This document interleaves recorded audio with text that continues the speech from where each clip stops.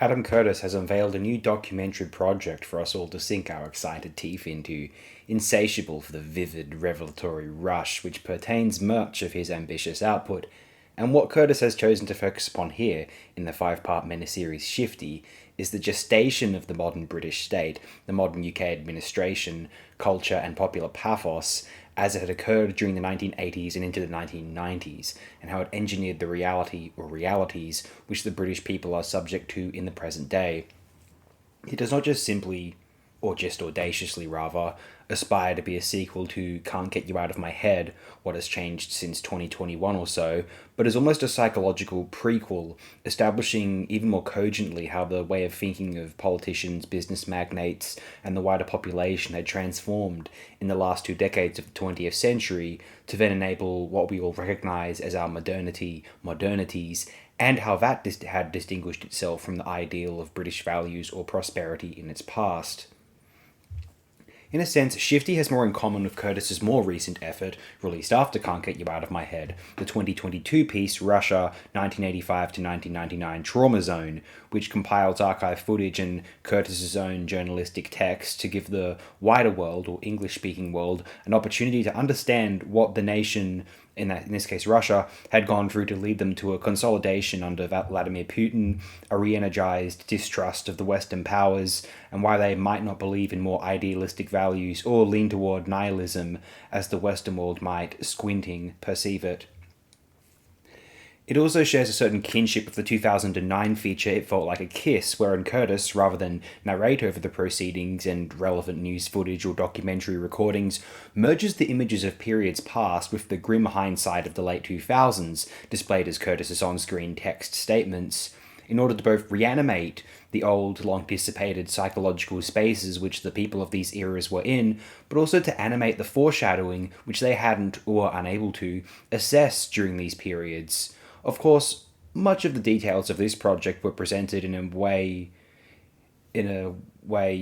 more traditionally recognizable manner, Curtis narrating over footage from the particular time periods in his 1999 miniseries The Mayfair Set, which examined how a set of British economic elites sought to preserve immense power as much as they could from the disappearing empire, and how they engendered the rise to power of Margaret Thatcher for the 80s, only to want to repeal the changes she was pursuing, as they felt as though the unleashed market, in defiance of the post-war socialised state, was undermining British values at a more rapid pace than the welfare ideals of the so-called post-war consensus.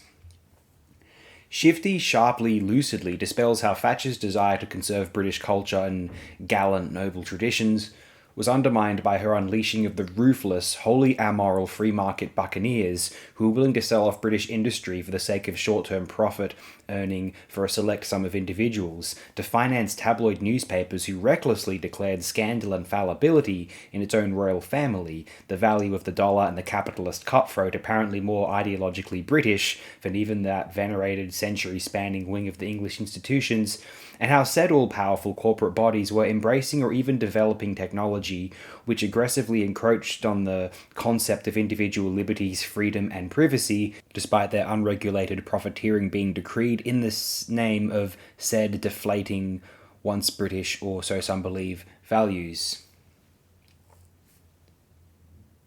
It is a grimly terrifying portrayal of a nation with no excitement of a future, only an optimistic resuscitation of an Arcadian past. It seems to question whether the British had an identity, beyond being the cutting edge and on the great vanguard of knowledge, on a notion of their dominance and domestic superiority or sophistication compared with the rest of the globe, as now they desperately romanticize about exploration, ornate architecture, an idyllic remembrance of modest villages and towns, the epoch of the freedoms and abundance offered to the leisure classes at one time, and a fixation on what makes one comfortable, whether it is a material security to feel safe amongst, the feeling of being attached to some cultural bloc or tradition, the prospect of unflinching military might, or the expectation that some kind of balance or equilibrium can be maintained in a mass communion of life forms, conscious units, and potential competing interests. A particular quasi or outright utopian ideation which may lay at the centre of all contemporary espoused British ideals. One of the most riveting and enrapturing projects in Curtis's career, he makes his points without the voiceover to guide us through the events of history, but with a series of contextualizing statements to grant meaning to the images and memories which we are then witnessing. It is here that we are engaged in an act closer to pure assessment of primary sources, rather than a more, say, potentially editorialized summary, which could be possibly claimed of the works which he narrates as a voiceover.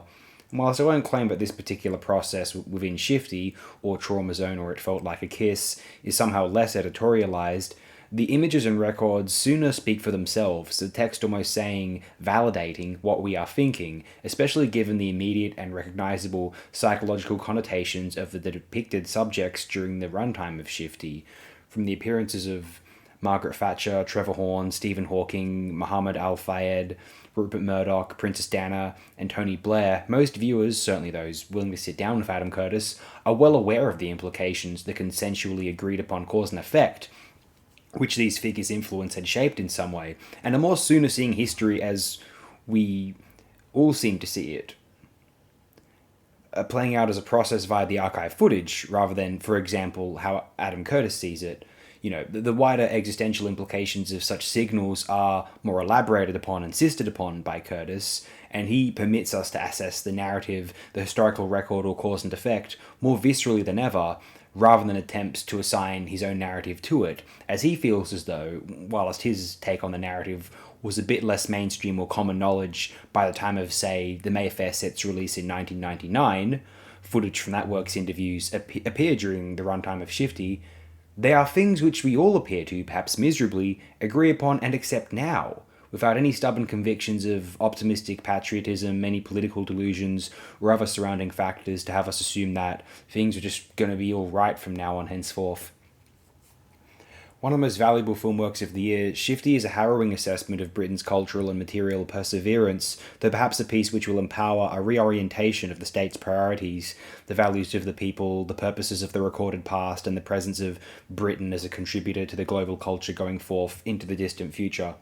If this winds up being the final major work of Curtis, then that will feel apt. However, one will certainly hope for one more charge of prospectively enlightening arrangement of video footage, the aforementioned inferred sequel to Can't Get You Out of My Head, that will make sense of and embolden us all going forward into the future. To rescue Britain from the sometimes termed temporal malaise, I almost feel that a world without Adam Curtis would greatly concern me and wholly decrease my confidence that any single source or text could summarize the multi-layered, unfathomably complicated zeitgeists we are all currently experiencing, and even if Adam Curtis's documentary work doesn't quite achieve this in the views of some observers, whether anything else can even be said to come close is a subject of serious, enriching debate.